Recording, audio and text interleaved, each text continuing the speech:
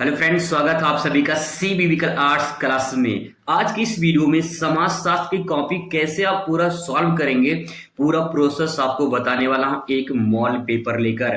दोस्तों, आपको बता दें कि समाजशास्त्र में अगर अच्छे नंबर आपको लाना है तो आपको पहले ये समझना है कि पेपर पैटर्न कैसे पूछा जाता है, कैसे एग्जाम में क्वेश्चन को सॉल्व करना होता है और कैसे आंसर को लिखे ताकि पूरा नंबर मिल जाए। दोस्तों को बता दें कि आपकी कॉपी ही आपकी पहचान होती है।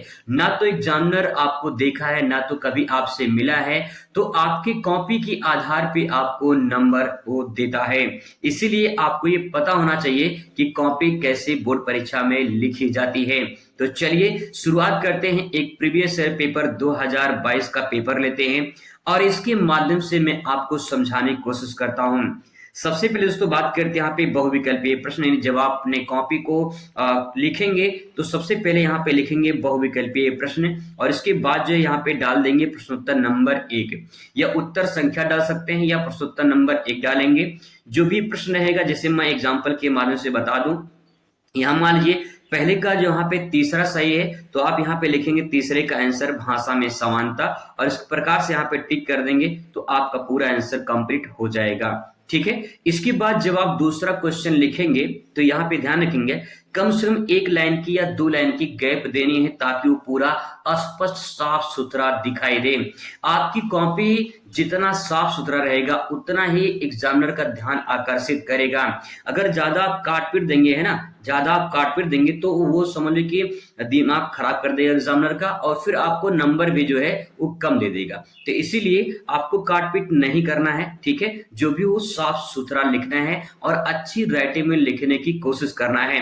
अगर अच्छी राइटिंग नहीं बन रही है तो थोड़ा सा स्पष्ट साफ सुथरा लिखें ताकि जो है आपको पूरा नंबर मिल जाए। इसके बाद दोस्तों यहाँ पे दूसरा क्वेश्चन है कि मतलब क्वेश्चन तो यहाँ पे आंसर मैंने यहाँ पे लिखा है, दूसरे का मान तीसरा सही है तो यहाँ पे इस प्रकार से आंसर लिख के उसको टिक कर देना है, आपका काम हो जाएगा। फिर इसके बाद अगला क्वेश्चन लिखना है तो गैप जरूर करना है, कम से कम 1 लाइन की गैप तो होनी चाहिए और 2 से 3 लाइन की गैप हो जाए तो बहुत अच्छी बात है। ये देखिए पूरा प्रोसेस प्रकार से आप सॉल्व कर सकते हैं। ठीक है। ऐसे ही बहुविकल्पीय क्वेश्चन आपको सॉल्व करना होगा और कुल मिला के यहाँ पे 10 क्वेश्चन आपसे पूछे जाएंगे। ठीक है। अब बात करते हैं इसके बाद यहाँ पे क्वेश्चन आपका आएगा अति लघुत्तरीय प्रश्न। अति लघुत्तरीय प्रश्न में दोस्तों यहाँ पे आपको पहले लिख देना है अति लघुत्तरीय प्रश्न और इसके बाद जो है यहाँ शुरू करना है प्रश्नोत्तर नंबर 1। उससे पहले एक महत्वपूर्ण पॉइंट आपको बता दें कि जैसे बहुत सारे लोग कहते हैं कि जो है पहले जो क्वेश्चन आए पहले वही करना चाहिए। मैं भी आपको यही कहता हूं कि पहले जो है वो करना चाहिए, लेकिन इसमें थोड़ी सी प्रॉब्लम है। जैसे मैं अगर आपको एक पॉइंट बता दूं, जैसे मान लीजिए क्वेश्चन नंबर, जैसे यहाँ पे मान लो 1 2 3 4 5 6 7 8 ऐसे लिखा मान लीजिए, तो आपको ये पढ़ने में आसानी होगी 1 2 3 4 5 6 7 8। ठीक है। आपको पढ़ने में आसानी होगी। लेकिन अगर इसकी जगह पे यहाँ पे अंक बदल दिया, जैसे मान लो 1 लिख दिया जाए यहाँ पे, फिर 2, फिर 5, फिर इसके बाद 6, फिर 7, फिर 3, फिर यहाँ पे 8, अगर ऐसे लिखा हो तो 1 2 5 6 7 8 3 8 ऐसे थोड़ा पढ़ने में दिक्कत हो रहा है। जब एग्जामिनर कॉपी चेक करते हैं, जब नंबर चढ़ाते हैं ना, तो नंबर चढ़ाने में वो सीरियल वाइज देखते हैं कि कौन सा आपने लिखा है। तो अगर आप क्रम वाइज लिखते हैं तो आप एग्जामिनर का दिमाग खराब नहीं कर रहे हैं, आपने उस एग्जामिनर को सही लाइन से लिख के दिया है ताकि वो अच्छे से नंबर को पर्चन कर पाए। ठीक है। यहाँ पे देखिए कॉपी इतनी फास्ट चेकिंग होती है कि अगर आप वो है अगर ऐसे लिख देंगे ना तो कभी कभी मिस्टेक हो जाती है, क्योंकि कॉपी बहुत फास्ट चेक होती है, इतना कोई ध्यान से देखता नहीं कि आपने बीच में कौन से लिखा फिर कौन से लिखा है। आप क्रमवार लिखेंगे तो नंबर पूरा क्रमवार चढ़ाता चला जाएगा एग्जामिनर। लेकिन अगर आप इस प्रकार से लिखें तो समस्या यही है कि कॉपी फास्ट चेकिंग होती है। दोस्तों इस बात को समझ लीजिए, अगर आप क्रमवार लिखते हैं तो आपको फायदा जरूर मिलेगा, लेकिन अगर आप ऐसे लिखते हैं तो दिक्कत आपको थोड़ा हो सकती है। हो सकता है कि आपका कोई बीच में नंबर छूट जाए और एग्जामिनर नंबर ना चढ़ाए, या कहीं की उसको समस्या हो जाए कि भाई कैसे आगे पीछे कर दिया है, समझ में नहीं आ रहा है, तो दिक्कत हो सकती है वहां पे। इसीलिए रिस्क लेने से अच्छा है कि आप जो है क्रम वाइज लिखिए तो ज्यादा बेहतर होगा। आई होप कि आपको बस समझ में आ गया होगा। अब देखिए क्वेश्चन नंबर यहाँ पे जैसे अति लघुत्तरीय है, प्रश्न उत्तर नंबर 11 है। क्वेश्चन पूछा था कि राष्ट्रवाद क्या है, तो सबसे पहले आप यहाँ पे एक प्यारा सा हेडिंग डाल देंगे राष्ट्रवाद और इसके बारे में आप लिखेंगे। ठीक है। यहाँ पे जो आप लिखेंगे राष्ट्रवाद उस भावना या विचारधारा को कहते हैं जो व्यक्ति तथा समाज में राष्ट्र के प्रति प्रेम भावना, समर्पण का भाव दिखाई देता है। यहाँ पे दोस्तों कहने का मतलब ये है कि राष्ट्रवाद ये कहता है कि जैसे हम अपने परिवार के प्रति समर्पित होते हैं ना, हमारे परिवार पे कोई आंच आता है तो हम अपनी जान देने को तैयार हो जाते हैं, सब कुछ करने को तैयार हो जाते हैं। उसी परिवार की जगह आप राष्ट्र रख लीजिए, राष्ट्र यानी देश को रख लीजिए, और देश पर अगर कोई आंच आए तो आप उसी प्रकार से खड़े होइए जिस प्रकार से अपने परिवार के प्रति आप खड़े होइए। परिवार के प्रति जो प्रेम भावना है वही राष्ट्र के प्रति होना चाहिए। अगर ये प्रक्रिया है तो उसी विचारधारा को राष्ट्रवाद के नाम से जाना जाता है।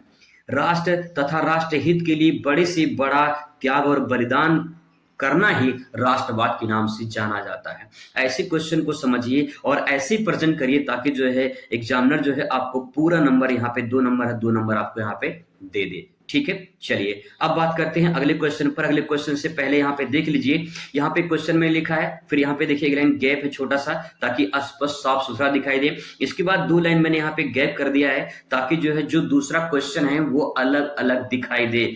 कहीं कहीं उसमें मिक्स हो जाता है, दिक्कत हो जाती है, वही बात आ जाती है कि कॉपी फास्ट चेकिंग में कि कहीं कहीं मान लो आपने सटा के लिख दिया तो उसी में आपका पहला में दूसरा भी चेक हो गया तो नंबर आपका कम मिल जाएगा, इसलिए ध्यान रखिएगा। नेक्स्ट है, ऐसे लिखेंगे फिर हेडिंग डालेंगे, भारत में जनसंख्या वृद्धि रोकने के सुझाव। इस प्रकार से क्वेश्चन पूछा गया था तो भारत में जनसंख्या वृद्धि के रोकने के सुझाव में लिखेंगे शिक्षा का प्रसार किया जाए तो जनसंख्या वृद्धि कम किया जा सकता है। नेक्स्ट है, विवाह की न्यूनतम आयु में वृद्धि किया जाए। पहले बाल विवाह होता था, बाल विवाह खत्म होकर फिर धीरे धीरे आयु बढ़ी, 18 साल हुआ, फिर 21 साल हो गया। कहीं कहीं ये न्यूनतम आयु जो होती है ये जनसंख्या वृद्धि का कारण बनता है। न्यूनतम आयु में शादी होना, ठीक है, ये है। परिवार नियोजन अपनाना, अगर परिवार नियोजन अपनाया जाता है तो जैसे परिवार नियोजन का मतलब है कि हम दो हमारे दो, हम दो हमारे एक, तो ये परिवार नियोजन है। एक प्लानिंग होनी चाहिए, जैसे कि अगर आपका प्लानिंग है कि एक बच्चा है, ठीक है, तो इस दूसरे बच्चे के में कम से कम 5 साल का गैप होना चाहिए, तो ये प्लानिंग है, ये योजना है, तो इसी को परिवार नियोजन के नाम से जाना जाता है। तो ये 3 पॉइंट आप इसमें लिख सकते हैं। क्वेश्चन नंबर नेक्स्ट आपके सामने आ जाएगा। और एक बात और आपको बता दें, कॉपी लिखने से पहले ध्यान रखेंगे जब आपका ज्यादा पेज बच जाए तो ठीक है, तो आप यहाँ पे क्वेश्चन इस प्रकार से, जैसे देखिए एक पेज है तो एक पेज में 2 आंसर मैंने यहाँ पे लिख दिया है, लेकिन यहाँ पे देखिए कुछ जगह बचा था लेकिन मैंने यहाँ पे नहीं लिखा क्योंकि वहां पे लिखेंगे तो दिक्कत हो जाएगी। नए क्वेश्चन नए पेज से शुरू करना चाहिए। अगर आप ऐसा करते हैं तो आपको परफेक्ट नंबर मिलेगा। परफेक्ट का मतलब ये कि सब कुछ अलग अलग है, अस्पष्ट है, सब कुछ आपको आपने सही से तरीके से लिखा है, सिस्टमेटिक ढंग से लिखा है, तो आपको अच्छा नंबर जरूर मिलेगा। ठीक है, आप काम किए हैं तो काम का आपको जो है रिजल्ट जरूर मिलेगा।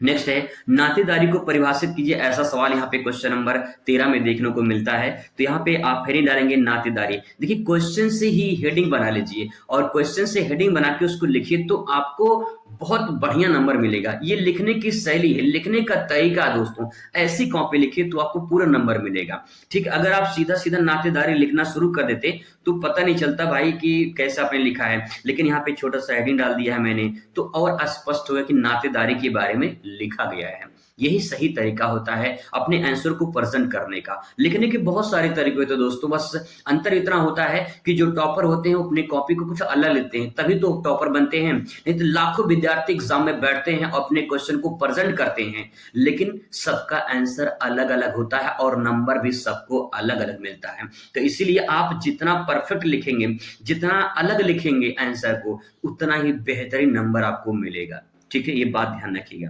आगे यहाँ पे नातेदारी की विशेषता, तो नातेदारी की विशेषता में लिखेंगे यहाँ पे नातेदारी में रक्त संबंधी, पहला कि रक्त संबंधी होता है। नातेदारी नहीं, रिलेशनशिप, ठीक है, रिश्तेदारी जो होती है उसी को नातेदारी के नाम से जाना जाता है। पहले तो यहाँ पे नातेदारी की हम लोग पढ़े नहीं, इसको पहले पढ़ लेते हैं। नातेदारी व्यवस्था रिश्ते नाते के आधार पर बने मानवीय संबंधों की एक व्यवस्था है। नातेदारी रक्त संबंधी और विवाह संबंधी यानी 2 माध्यम से होता है। ठीक है, यहाँ पे 2 विशेषताएं इसलिए निकल जाएंगी। पहली विशेषता हो जाएगी रक्त संबंधी और दूसरी हो जाएगी विवाह संबंधी। जैसे मैं आपको एग्जांपल से समझा दूं, जैसे मान लीजिए कहीं कहीं पे एक लड़का है, ठीक है, एक लड़का है और इस लड़की अगर लड़का का शादी होती है मान लो किसी लड़के से, ठीक है, तो यहाँ पे जब शादी होगी तो एक विवाह संबंधी, यानी जो रिश्ता जुड़ेगा वो एक विवाह के द्वारा जुड़ेगा। मतलब इस लड़के का पूरा परिवार, इस लड़की का पूरा परिवार एक रिश्ते में बंध जाएगा। और कैसे हुआ ये रिश्ता? ये होगा विवाह के कारण होगा। ठीक है, ऐसे ही अब इन दोनों के बीच में जब फिर इसके बाद जो कोई बच्चा पैदा होगा, तो वो जो बच्चा आएगा ना वो रक्त संबंधी हो जाएगा, क्योंकि इनका ये खून है। ठीक है, इन्हीं का रक्त संबंधी हो जाएगा। तो ऐसे रिलेशनशिप होता है, दो प्रकार से रिलेशनशिप होता है, एक रक्त संबंधी और दूसरा विवाह संबंधी। आई होप दोस्तों आपको समझ में आ रहा होगा। नेक्स्ट देखिए, क्वेश्चन देखिए, आप देख सकते हैं यहाँ पे दूसरा जब क्वेश्चन मैंने यहाँ पे लिखा है तो यहाँ पे 2 लाइन का गैप है ताकि स्पष्ट साफ सुथरा दिखाई दे। ठीक है, देखिए क्वेश्चन यहाँ पे है, प्रश्नोत्तर नंबर 14 है कि दिव्यांगों के संघर्ष की व्याख्या कीजिए। दिव्यांगों के संघर्ष के बारे में बताना है। तो देखिए, दिव्यांग या विकलांगता, ठीक है, किससे आशय शरीर के किसी अंग का सुचारू रूप से काम ना करना। भाई देखिए, कोई लंगड़ा है, कोई लूला है, किसी के आंख नहीं है, किसी के हाथ नहीं है, किसी के पैर नहीं है, तो दिव्यांग, इन्हें विकलांग कहकर न संबोधित करके दिव्यांग कहा जाता है, ताकि एक दिव्यांग सम्मानीय शब्द के रूप में कहा जाए। जैसे मान लो कोई लंगड़ा व्यक्ति है, आप उससे कहोगे हे लंगड़ा तो बुरा मान जाएगा, लेकिन उससे कहोगे दिव्यांग है ना, ये दिव्यांग है, तो उससे उतना बुरा नहीं लगेगा, क्योंकि एक सम्मानीय शब्द होता है। हर चीज का एक शब्द होता है। बहुत सारे से लोग होते हैं, ऐसी वाणी बोलिए कि मन का आपा खोए, मतलब ऐसा वाणी आपको बोलना है कि किसी को बुरा ना लगे। तो वही चीज है, अगर किसी को लंगड़ा, किसी को अनरा, किसी को जो है आप कुछ भी बोलते हैं उल्टा सीधा, तो उसको बुरा लगेगा। इसीलिए दिव्यांग यहाँ पे जो शब्द है वो विकलांग के लिए इस्तेमाल किया जाता है, ताकि उनको जो सम्मानीय शब्द है वो लगे और बुरा ना लगे। ठीक है, अब देखिए, क्रो एंड क्रो के अनुसार, क्रो एंड क्रो जो है एक यहाँ पे शिक्षा शास्त्री हैं, इन्होंने जो है कहा है कि ऐसे व्यक्ति जिसमें ऐसा शारीरिक दोष होता है जो किसी भी रूप में साधारण क्रियाओं को भाग नहीं ले सकता है, ऐसे व्यक्ति को विकलांग या दिव्यांग कहा जाता है। बहुत ही सिंपल परिभाषा क्रो एंड क्रो ने कहा है कि ऐसा व्यक्ति है जो किसी का या तो हाथ नहीं है, यानी शारीरिक दोष में कोई भी प्रॉब्लम हो, किसी का हाथ नहीं, किसी का पैर नहीं है, तो जो शारीरिक दोष है वो किसी भी ऐसे एक्टिविटीज में भाग नहीं ले पाता है, और ऐसे व्यक्ति को विकलांग या दिव्यांग के नाम से जाना जाता है। ठीक है, आई होप आपको समझ में आया होगा दोस्तों। नेक्स्ट बात करते हैं, फिर मैंने नए क्वेश्चन नए पेज से लिखा है, जितना एक पेज में आ जाए उतना ही लिखना है, और कोशिश करिए आप एग्जाम में जो आपके अति लघु प्रश्न है ना, अति लघु प्रश्न, आप एक पेज में 2 ही क्वेश्चन करें तो ज्यादा बेहतर होगा, आपको साफ सुथरा लगेगा, अच्छा लगेगा और पूरा नंबर मिलेगा। ठीक है भैया, चलिए क्वेश्चन नंबर 15 देखते हैं। क्वेश्चन 15 कह रहा है कि सांस्कृतिक विविधता क्या है। हेडिंग डाल देंगे, क्वेश्चन से ही मैंने हेडिंग बना लिया है और इसके बाद यहाँ पे लिखने की कोशिश कर रहे हैं। देखिए, सांस्कृतिक विविधता से आशय उस स्थिति से है जब किसी देश या क्षेत्र में एक ही समय में अनेक सांस्कृतिक विशेषताएं पाई जाती हैं। देखिए, विविधता का मतलब क्या होता है? विविधता का मतलब भिन्नता। जैसे मैं आपको एग्जांपल के माध्यम से समझाने की कोशिश करूं, मान लीजिए एक तालाब है, ठीक है, अगर मैं आपसे पूछूं क्या एक तालाब में एक ही प्रकार की मछली पाई जाती है, तो आपका जवाब होगा नहीं, वहां पे कई प्रकार की मछलियां पाई जाती हैं। इसका मतलब दोस्तों ये है कि इस तालाब में जो विभिन्न प्रकार की मछलियां हैं उन्हीं को मछलियों की विविधता कह सकते हैं। ऐसे ही जब किसी देश में या किसी भी क्षेत्र में या किसी भी प्रदेश में जो वहां की संस्कृति होती है, जब उनमें कई प्रकार की विशेषताएं पाई जाएं, तो उस विशेषताओं, उस भिन्नताओं को ही सांस्कृतिक विविधता के नाम से जाना जाता है। ठीक है, अब यहाँ पे वही चीज यहाँ पे कहा गया है कि जो संस्कृति में जो भिन्नता पाई जाती है वही सांस्कृतिक विविधता होती है। इस बात को आप ऐसे भी समझ सकते हो कि सांस्कृतिक विविधता, यहाँ पे लिखा गया है, सांस्कृतिक विविधता वाले समाज या देश में रहन सहन, खान पान, धर्म, भाषा एवं उनकी भौगोलिक जो विचारधाराएं होती हैं उनमें भिन्नता पाई जाती है। इसको हम सांस्कृतिक विविधता के नाम से जानते हैं। बहुत ही आसान शब्दों में दोस्तों मैंने आंसर को प्रेजेंट किया है, और मैं कसम से खा के कह रहा हूं भैया, माई कलाल कोई इस आंसर को काट नहीं सकता है। ये बात ध्यान रखिएगा, किताब में ऐसा आंसर आपको मिलेगा नहीं, आप ढूंढ लीजिए। किसी भी किताब में। कुछ कंटेंट मैंने लेकर अपने शब्दों में बयां किया है, क्योंकि 8 साल का अनुभव है पढ़ाने का, तो आपको मैं अपनी भाषा में कन्वर्ट करके दे रहा हूं ताकि आप उस बात को समझ पाएं और अच्छे से प्रेजेंट कर पाएं। बहुत लोग रटवा देते हैं किताबी भाषा लिख के, लेकिन रटवाने की कोशिश मैं नहीं करता हूं, समझाने की कोशिश करता हूं। अगर आप समझ जाएंगे ना कि सांस्कृतिक विविधता क्या है, तो अपने शब्दों में बयां कर ले जाएंगे और जो लिखेंगे उसको पूरा नंबर मिलेगा। ऐसा आप समझ पा रहे हैं कि जो यहाँ पे कंटेंट लिखा है मैंने उसमें दम है, और अगर आप ऐसा लिखेंगे तो पूरा नंबर जरूर मिलेगा। चलिए बात करते हैं अगले क्वेश्चन पर, क्षेत्रवाद क्या है। क्षेत्रवाद से हम समझने की कोशिश करते हैं कि क्षेत्रवाद क्या है। क्वेश्चन पूछा था क्षेत्रवाद क्या है, और मैंने हेडिंग बना लिया वहां से क्षेत्रवाद, और इसके बारे में लिखेंगे। क्षेत्रवाद की विचारधारा संपूर्ण राष्ट्र की तुलना में अपने ही क्षेत्र को सर्वश्रेष्ठ मानने एवं सभी क्षेत्रों से प्राथमिकता देने की पक्षपात पूर्ण भावना है। बहुत ही सिंपल सेंटेंस में समझने की कोशिश करेंगे दोस्तों। मान लीजिए कोई एक क्षेत्र ए है और कोई एक क्षेत्र बी है, कोई एक क्षेत्र सी है, ठीक है। अब यहाँ पे देखिए प्रतिस्पर्धा होगी, कंपटीशन होगी। मान लीजिए ए वाला कह रहा है कि हमारा जो क्षेत्र है वो सर्वश्रेष्ठ है, हमारे क्षेत्र के लोग अच्छे हैं, हमारे क्षेत्र के लोग खेल में अच्छे हैं, नौकरी में अच्छे हैं, पढ़ने में अच्छे हैं, लेकिन बी वाले सी वाले कमजोर हैं। तो जब कोई क्षेत्र के लोग अपने क्षेत्र को सर्वश्रेष्ठ समझने लगे, उसकी ही वाहवाही करने लगे, तो समझ जाइएगा यहाँ पे क्षेत्रवाद की भावना है। अगर मान लीजिए कि कोई महाराष्ट्र का रहने वाला है और कोई यूपी का रहने वाला है, कोई बिहार का रहने वाला है, और महाराष्ट्र के लोग कहें कि यूपी बिहार के लोग अच्छे नहीं होते हैं, पढ़े लिखे नहीं होते हैं, अनपढ़ होते हैं, ये होते वो होते हैं, अगर ऐसा कहते हैं तो समझे कि वहां पे क्षेत्रवाद की भावना है। और यही क्षेत्रवाद की भावना ही यहाँ पे जो मैंने लिखा है उसी को क्षेत्रवाद के नाम से जाना जाता है, ठीक है। देख लीजिए कितने सिंपल शब्दों में मैंने आपको बताने की कोशिश किया है। क्षेत्रवाद में भाषा भी होता है, धर्म भी होता है, जाति भी होता है, आर्थिक विकास होता है, आदि के आधार पे लोग अपने क्षेत्र को सर्वश्रेष्ठ समझते हैं। बहुत सारे लोग होते हैं कहते हैं कि हमारे क्षेत्र की भाषा, जैसे मान लीजिए मराठी, हमारा भाषा मराठी है तो हम सर्वश्रेष्ठ हैं। कोई तमिल का है, कहेगा भाई मेरा तमिल अच्छा है, मेरा तेलुगु अच्छा है, मेरा पंजाबी अच्छा है, तो कोई भोजपुरी अच्छा मानता है। तो कहने का मतलब ये है कि अगर कोई अपनी भाषा के आधार पे अपने क्षेत्र को सर्वश्रेष्ठ समझता है तो यहाँ पे क्षेत्रवाद की भावना होती है। अगर कोई अपने धर्म को लेकर चलता है कि मेरा धर्म सर्वश्रेष्ठ है, संविधान की नजर में कोई भी धर्म सर्वश्रेष्ठ नहीं है, संविधान की नजर में सारे धर्म बराबर होते हैं। अब दोस्तों यहाँ पे अगर कोई कहता है कि मेरा धर्म सर्वश्रेष्ठ है, दूसरे का धर्म सर्वश्रेष्ठ नहीं है, तो यहाँ पे क्षेत्रवाद की भावना होती है, धर्मवाद की भावना होती है। यही दोस्तों बात आप समझने की कोशिश करेगा, और इसी से आपका क्षेत्रवाद अच्छे से समझ पाएंगे आप लोग, ठीक है। नेक्स्ट क्वेश्चन आपके सामने आ चुका है, फिर से नया क्वेश्चन नए चैप्टर से, और यहाँ पे क्वेश्चन पूछा है कि प्रेक्षण पद्धति क्या होती है। प्रेक्षण पद्धति मैंने हेडिंग लिख दिया है यहाँ पे, और इसके बारे में लिखना है आपको क्या, आइए समझने की कोशिश करते हैं। प्रेक्षण एक ऐसी पद्धति है, प्रेक्षण विधि एक ऐसी पद्धति है जिसमें पारस्परिक संबंधों को जानने के लिए स्वाभाविक रूप से घटित होने वाली घटनाओं का सूक्ष्म निरीक्षण है। बहुत सिंपल बात यह है कि मान लीजिए आप जिस क्लास में बैठे हैं, जिस क्लास में आप पढ़ते हैं, अगर वहां पे कोई क्लास में घटना घट जाए और आपके टीचर आए और आपसे पूछें कि बताओ ये घटना कैसे घटी है, ये किसने गलती की है, तो आप वहां पे आप बताओगे। अगर नहीं बताओगे तो पूरा क्लास को दंड दे सकते हैं। यहाँ पे जो प्रेक्षण हो रहा है, मतलब कि निरीक्षण हो रहा है, एक जांच हो रही है कि गलती किसने की है और उस गलती का सजा किसे मिलेगी। तो निरीक्षण हो रहा है, ये प्रेक्षण है। मतलब छोटी सी बात को यहाँ पे एक ऐसे सेंटेंस में कन्वर्ट किया गया है जिसे आप आसानी से समझ पाए। मतलब कि कोई भी ऐसी घटना हो जिसमें सूक्ष्म निरीक्षण किया जाए, मतलब जांच किया जाए, भाई ये कैसी हुई गलती, किस प्रकार से गलती हुई है, इस बात को समझना, और इसी प्रक्रिया को परीक्षण विधि के नाम से जाना जाता है,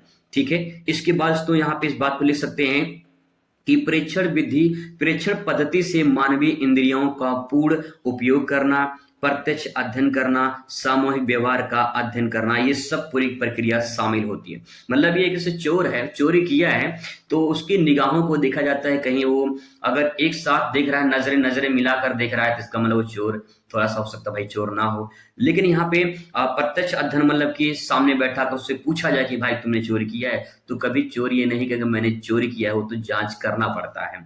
सामूहिक व्यवहार, उसका व्यवहार बताता है कि वो इंसान कैसा है, लेकिन जब परीक्षण यानी निरीक्षण किया जाएगा तब पता चलेगा कि इंसान का व्यवहार कैसा होता है। तो दोस्तों इस बात को समझ चुके होंगे कि कैसे आपको आंसर को लिखना है और कैसे आंसर को प्रेजेंट करना है। मैंने 2 क्वेश्चन एक ही पेज में लिखा है, मतलब कहीं भी 3 क्वेश्चन मैंने नहीं लिखा है, और आप ऐसे ही करिएगा तो आपको पूरा नंबर मिलेगा। क्वेश्चन नंबर 18 देखिए, सामाजिक परिवर्तन क्या होता है, ये क्वेश्चन पूछा है। आंसर देखिए, सामाजिक परिवर्तन हेडिंग डालेंगे, लिखेंगे सामाजिक परिवर्तन एक लगातार चलने वाली प्रक्रिया है, इसमें समाज में बदलाव होते रहते हैं। देखिए परिवर्तन का मतलब क्या होता है, परिवर्तन का मतलब दोस्तों बदलाव ही होता है, और बदलाव कहाँ हो रहा है, समाज में हो रहा है, और समाज में निरंतर परिवर्तन होते रहते हैं। अगर आज से 10 साल पहले की बात किया जाए तो 10 साल पहले उतना सोशल मीडिया का जमाना नहीं था, उतना ज्यादा ऑनलाइन पढ़ने का जमाना नहीं था अगर 10 साल पहले की बात किया जाए। लेकिन आज के डेट में हर कोई इंसान ऑनलाइन पढ़ना चाहता है। सोशल मीडिया में बहुत सारे से सोशल मीडिया में लोग बिजी हैं। कहने का मतलब ये है कि समाज में कुछ परिवर्तन हो रहे हैं, समाज में बदलाव हो रहा है। आज की डेट में लोगों के पास टाइम नहीं है, और टाइम है तो सोशल मीडिया पे, और सोशल मीडिया पे लोग अपना टाइम बिताते हैं। वहीं पे लोग हाय हेलो दोस्तों से मिलते हैं, और फेस टू फेस मिलने का टाइम किसी के पास नहीं है। तो क्या समाज बदल नहीं रहा है, क्या समाज में परिवर्तन नहीं हो रहा है? 100% दोस्तों परिवर्तन हो रहा है, और ये लगातार चलने वाली प्रक्रिया है। आने वाले 10 सालों में न जाने और क्या परिवर्तन हो जाएगा। जैसे एआई आ रहा है, चैट जीपीटी आ रहा है, इन सब के आने से समाज में और क्या जाने परिवर्तन होगा, ये आने वाला वक्त बताएगा। इसका मतलब ये है कि समाज में लगातार परिवर्तन होता है, ये बात 100% सत्य है।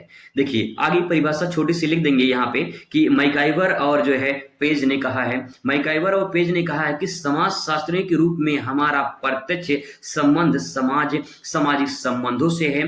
केवल इन्हीं में होने वाले परिवर्तन को सामाजिक परिवर्तन कहा जाता है। कुछ समाजशास्त्री मानते हैं ऐसा है कि जो समाज में परिवर्तन होते हैं वही सामाजिक परिवर्तन के नाम से जाने जाते हैं। और इनका अध्ययन मतलब जो समाजशास्त्री वो यही कहना चाहते हैं कि जो समाज में संबंध होते हैं, जो रिलेशन बनते हैं समाज में, उन समाज में जो परिवर्तन होते हैं, जो बदलाव होते हैं, उसी को सामाजिक परिवर्तन के नाम से जाना जाता है। ठीक है, आई होप आपको समझ में आ रहा होगा दोस्तों। क्वेश्चन नंबर 19 आपके सामने है। 19 कह रहा है कि उदारीकरण क्या होता है। उदारीकरण से आप क्या समझते हैं, इस बात को समझना है। तो आइए समझने की कोशिश करते हैं कि उदारीकरण क्या होता है। हेडिंग डाल देंगे प्यारा सा उदारीकरण, और इसके बारे में लिखेंगे दोस्तों। उदारीकरण का अर्थ है अर्थव्यवस्था पर शासन या सरकार कह सकते हैं, इसके नियंत्रण में कमी या समाप्त करने से है। मैं आपको एग्जांपल से और समझाने की कोशिश करूं तो आप समझ जाइए। जैसे मान लीजिए आप किसी दुकान पर गए हैं, दुकान पे आपने कोई 1000 का कपड़ा खरीदा है। दुकानदार ने कहा कि भाई 1000 का कपड़ा है ये, आपने कहा भाई कुछ कम कर दो। दुकानदार ने कहा ठीक है भाई चलो 200 रुपया कम कर देते हैं। आपको कपड़ा वो 800 रुपये में मिल गया। ठीक है, तो 200 रुपये जो कम हुए हैं ना, ये 200 रुपया जो कम हुआ है, जो छूट मिला है, इसी प्रक्रिया को उदारीकरण कहा जाता है। उदारीकरण का मतलब छूट होना, यानी जो भी पैसा ज्यादा लग रहा है वो कम कर दिया जाए सरकार की तरफ से। जो टैक्स लगते हैं वो टैक्स में कमी कर दिया जाए या उससे समाप्त कर दिया जाए। तो ये प्रक्रिया जो है, वैसे टैक्स तो समाप्त नहीं किया जा सकता, क्योंकि अगर समाप्त कर दिया जाएगा तो देश की अर्थव्यवस्था पर प्रभाव पड़ेगा, तो उसे कम किया जा सकता है। जब कम हो जाएगा तो उसी प्रक्रिया को, उसी कमी को ही उदारीकरण के नाम से जाना जाता है। उदारीकरण लिखा हुआ है ना, उदार मतलब एक तरह से छूट या कमी कर देना या दया कर देना। मान लो भाई कोई बात हो गई तो उसको दया कर देना, कम कर देना या छूट देना, वो उदारीकरण के नाम से जाना जाता है। इस बात को आप ऐसे भी लिख सकते हैं, इस अवधारणा की मौलिक मान्यता है कि बाजार के क्षेत्र में सरकार का हस्तक्षेप से अर्थव्यवस्था की अंतरराष्ट्रीय स्तर पर प्रतियोगिता की क्षमता भी घटती है, और सरकारी नियंत्रणों के कारण संसाधनों में भी अनुकूलतम उपयोग नहीं हो पाता है। कहने का मतलब ये है कि अगर उदारीकरण बहुत ज्यादा हो जाएगा, मतलब कि टैक्स बहुत ज्यादा हो जाएगा, तो बहुत दिक्कत होती है, बहुत समस्याएं हो जाएंगी। सामान बढ़ता चला जाएगा, मतलब सामान नहीं, सामान की कीमत बढ़ती चली जाएगी, और गरीब आदमी उस चीज को परचेस नहीं कर पाएगा, खरीद नहीं पाएगा, तो बहुत समस्याएं आगे आ सकती हैं। तो इस प्रकार से आप इस आंसर को समझ सकते हैं। क्वेश्चन नंबर नेक्स्ट आपके सामने है, दलित वर्ग की प्रमुख समस्याएं क्या है। अब दलित वर्ग क्या है, इनको समझने की कोशिश करिए, फिर उनकी समस्याएं क्या है ये समझिए। दलित वर्ग वो होते हैं जो, अगर मैं सिंपल भाषा में कहूं तो जैसे SC ST के लोग होते हैं ना, वो दलित वर्ग के अंतर्गत आते हैं। और यहाँ पे देखिए छुआछूत की समस्या सबसे बड़ी समस्या मानी जाती है। हालांकि छुआछूत तो पूरी तरह से अब खत्म हो चुका है, और हमारे संविधान में धारा 17 यानी आर्टिकल अनुच्छेद 17 के तहत छुआछूत को समाप्त कर दिया गया है। अगर कोई छुआछूत करता है यानी भेदभाव करता है आपके साथ में, तो समझ जाइए कि उसके खिलाफ कंप्लेन भी हो सकती है, और कंप्लेन कर देते हैं आप तो आप समझ जाइए कि उसके साथ में जेल भी हो सकती है, उसको सजा भी हो सकती है अगर कोई ऐसा करता है तो। नेक्स्ट है आर्थिक समस्या। आर्थिक समस्या में बहुत सारी समस्याएं ये हैं कि बहुत सारे कुछ काम होते हैं जो लिमिट में होते हैं, उनको ऐसा काम नहीं मिल पाता है जो सभी वर्ग के लोग करते हैं, तो ये आर्थिक समस्या के अंतर्गत आता है, जिसके कारण वो गरीबी की श्रेणी में चले जाते हैं। नेक्स्ट है राजनीतिक समस्या। राजनीतिक समस्या में बहुत सारे ऐसे लोग हैं जहां पे उच्च वर्ग के लोग रहते हैं, वहां पे ज्यादा सरकार ध्यान देती है, वहां पे शासन प्रणाली ध्यान देता है। लेकिन जहां पे निम्न वर्ग के लोग होते हैं वहां पे शासन प्रणाली कम ध्यान देता है। अगर बात करूं मैं एक एग्जाम्पल के माध्यम से, तो पूरे भारत का महाराष्ट्र में एक जो है बस्ती है जिसे मलिन बस्ती कहा जाता है, इसका नाम है धारावी। ठीक है, धारावी जो है ये महाराष्ट्र में भारत का नहीं बल्कि एशिया का सबसे बड़ा मलिन बस्ती के नाम से जाना जाता है। और यहाँ पे लोग ध्यान बहुत कम दे पाते हैं, जिससे पूरी बस्ती एक गंदी बस्ती में कन्वर्ट हो गई है, और बहुत बड़े एरिया में महाराष्ट्र में धारावी बस्ती मानी जाती है। तो ये भी समस्या है। सामाजिक समस्या। सामाजिक समस्या का मतलब ये कि समाज में बहुत सारे ऐसे समस्याएं हैं, बहुत सारी कुरीतियां हैं, बुराइयां हैं, जिनसे उनके साथ दुर्व्यवहार होता है। तो अब तो कम हो गया है, लेकिन फिर भी ये सामाजिक समस्या है, तो आप इसे ऐसे प्रेजेंट कर सकते हैं। ठीक है, इसके बाद दोस्तों क्वेश्चन नंबर आएगा यहाँ पे लघु उत्तर। ये अभी तो मैंने सिर्फ आपको अति बताया है, टाइम थोड़ा सा ज्यादा हो गया है, आई होप आपको समझ में आया होगा दोस्तों। लेकिन हम लोग दूसरी वीडियो में जब बात करेंगे तो पूरा मैं आपको अति लघु लघु उत्तरीय क्वेश्चन लेकर आऊंगा और आसान शब्दों में याद करवा दूंगा। बस आप अपने साथ तैयारी बनाए रखिए। चलिए मुलाकात करेंगे अगली वीडियो में, तब तक खुश रहिए, मस्त रहिए और जिंदगी में स्वस्थ रहिए। धन्यवाद।